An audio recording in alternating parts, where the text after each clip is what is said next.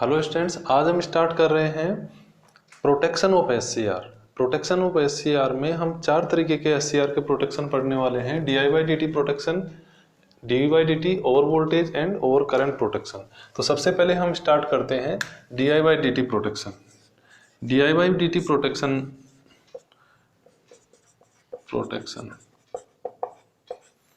जब हम एससीआर को टर्न ऑन करते हैं थ्रू गेट पल्स, तो गेट करंट हम यहाँ पे देते हैं। और गेट करंट जब देते हैं तो सबसे पहले गेट करंट के जो चार्जेस हैं वो जहाँ पे गेट कनेक्टेड होता है वहाँ पे स्प्रेड होते हैं, ठीक है। और एनोड करंट सबसे ज़्यादा इसी पॉइंट से ऐसे फ्लो करता है, इस साइड से, इस तरीके से, ठीक है। तो अगर जो ये एनोड करंट है IA, इसके इंक्रीज होने की रेट यानी rate of rise of anode current DI by DT ज़्यादा हो, ये जो चार्ज कैरियर हैं ये स्प्रेड हो रहे हैं इनकी वेलोसिटी से, तो spread velocity of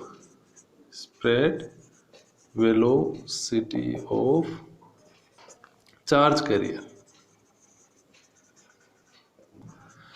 if rate of rise of anode current is greater than spread velocity of charge current, ये करंट ज़्यादा इंक्रीज हो जाए, ज़्यादा फास्ट इंक्रीज हो और ये स्प्रेड वेलोसिटी कम हो, तो इस स्मॉल एरिया से लार्ज करंट फ्लो होना स्टार्ट हो जाएगा, जिससे यहाँ पे लोकल हॉटस्पॉट डेवलप हो जाएंगे और वो हॉटस्पॉट से हीटअप होके हॉटस्पॉट डेवलप होंगे और उससे एससीआर अपना डैमेज हो सकता है। तो हमें इसका प्रोटेक्शन करना पड़ता है। तो उसके लिए हम क्या करते हैं, डीआई बाई डी को लिमिट कर देते हैं। और डीआई बाई डी को लिमिट करने के लिए हम क्या करते हैं, एससीआर में एक सीरीज इंडक्टर लगा देते हैं। एससीआर के सीरीज में एक इंडक्टर कनेक्ट कर देते हैं, जिससे कि करंट का rate of rise of current जो है वो लिमिट हो जाती है इस तरीके से, ठीक। तो ये इंडक्टर लगाते हैं हम डीआई बाई डी प्रोटेक्शन के लिए, ठीक। अब इंडक्टर L की वैल्यू कैसे निकालेंगे अपन, कितना इंडक्टर लगाएंगे, तो उसके लिए हम सिंपल एक डेरिवेशन करके देख सकते हैं कि ये हमने VS वोल्टेज दिया और मान लो लोड RL यहाँ पे, ये है लोड RL यहाँ पे कनेक्टेड है, ठीक है। तो इसका हम इस सर्किट के लिए हम लिख सकते हैं VS equal to I into RL plus L D I by D T, ठीक है। तो इसको करंट के लिए सोल्व कर लेंगे इस इक्वेशन के को, तो I equal to VS upon RL 1 minus e की power minus t by tau. Tau time constant है और टो इक्वल टू है L बाई R या RL, ठीक है, इस सर्किट के लिए।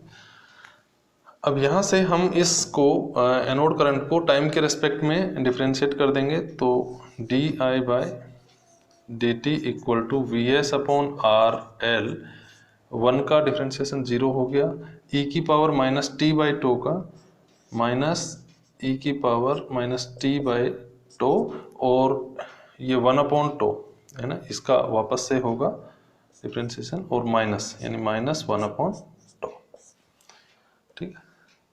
अब VS अपॉन RL माइनस, ये माइनस माइनस प्लस हो गया तो ये हट गया, और e की power minus T by tau, और ये tau equal to L by R, तो इंटू L और ऊपर आ जाएगा RL, और RL से RL कैंसिल हो गया, ठीक। तो यहाँ पे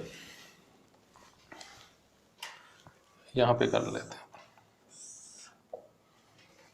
DI by DT will be VS upon L और e की power minus T by tau, ठीक है। ये DI बाई DT की वैल्यू आ गई यहाँ से। तो जो DI बाई DT है, rate of rise of anode current है, वो मैक्सिमम होती है, DI बाई DT मैक्सिमम होगी at T equal to zero. तो टी इक्वल टू जीरो के लिए हम D I by D T की वैल्यू निकालेंगे, वो मैक्सिमम होगी।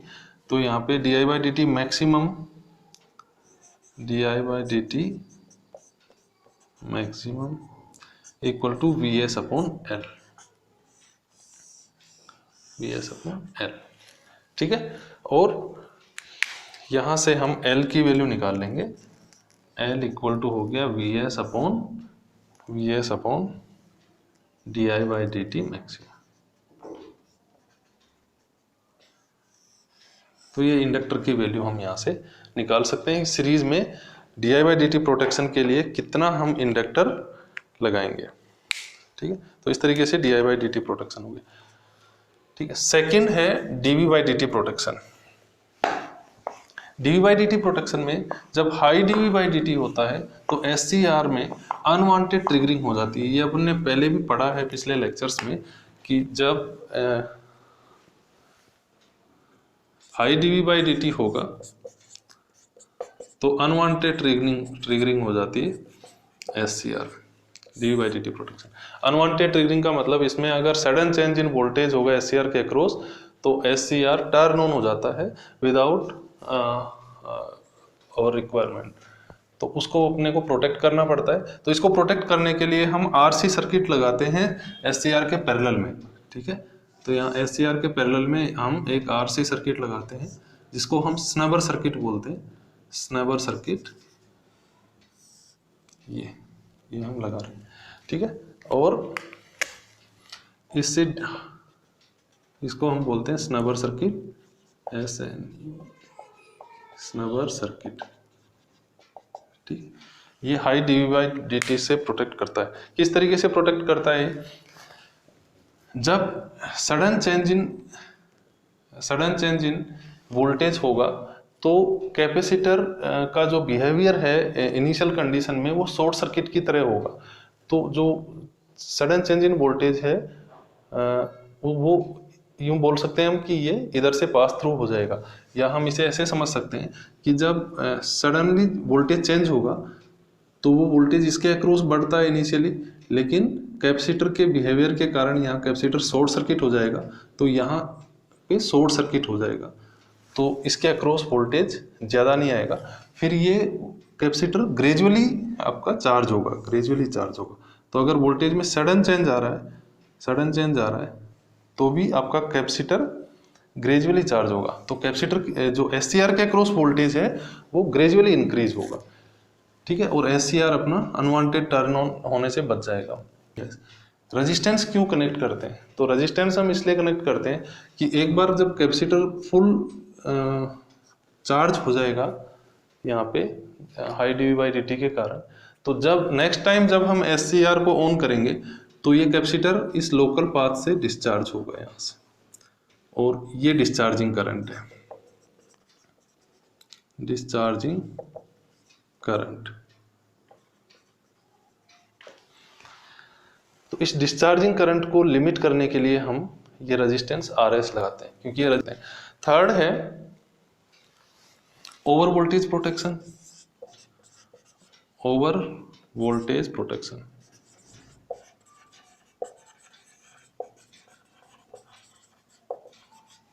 SCR में दो तरीके से ओवर वोल्टेज आता है, एक इंटरनल ओवर वोल्टेज और एक्सटर्नल ओवर वोल्टेज।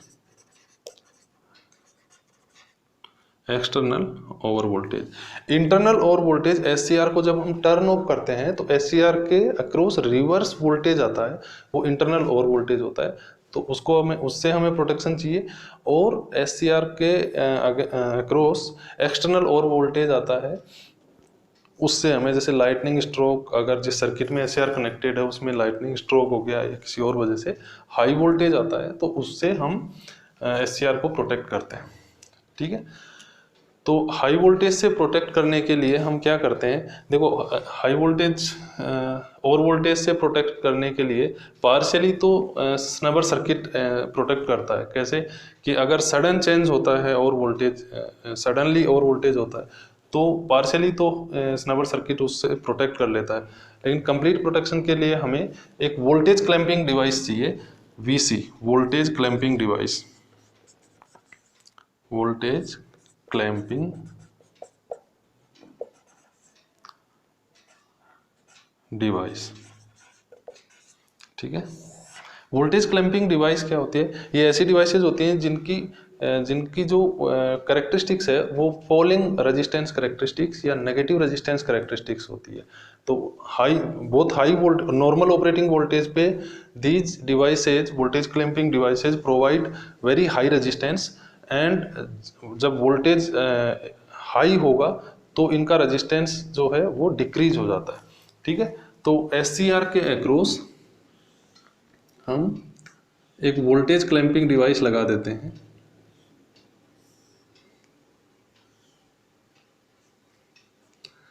ठीक है, तो क्या होगा, जब हाई वोल्टेज आएगा या ओवर वोल्टेज आएगा SCR के अक्रॉस, तो यहाँ पे इस वोल्टेज क्लैंपिंग डिवाइस का रेजिस्टेंस डिक्रीज हो जाएगा, तो जो ओवर वोल्टेज के कारण जो करंट फ्लो होगा वो इधर से पास थ्रू हो जाएगा और अपने SCR को प्रोटेक्ट कर लेगा।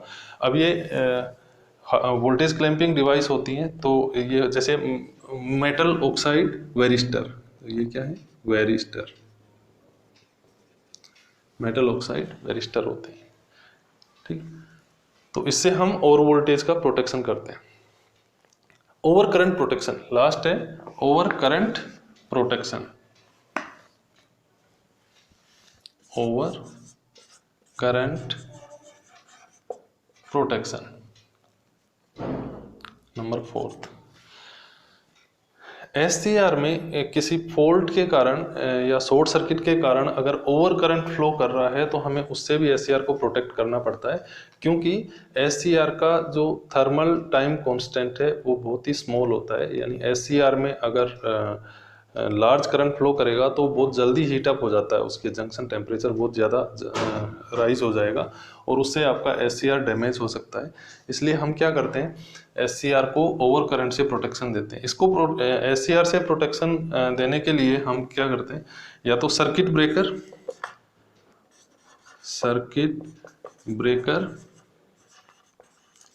CB, fast acting current limiting fuse, ये हम SCR के सीरीज में कनेक्ट कर देते हैं। तो SCR के सीरीज में हम यहाँ पे ये ओवर वोल्टेज प्रोटेक्शन के लिए सर्किट ब्रेकर और fast acting current limiting fuse, high di/dt के लिए ये di/dt इंडक्टर हम लगाते हैं, snubber circuit for high dV/dt protection और varistor for over voltage protection. ठीक है, तो ये हम इस तरीके से हम क्या कर सकते हैं। तो ये कंप्लीट जो चारों प्रोटेक्शन है SCR के, जो हम इस तरीके से करते हैं। तो थैंक यू फॉर वॉचिंग।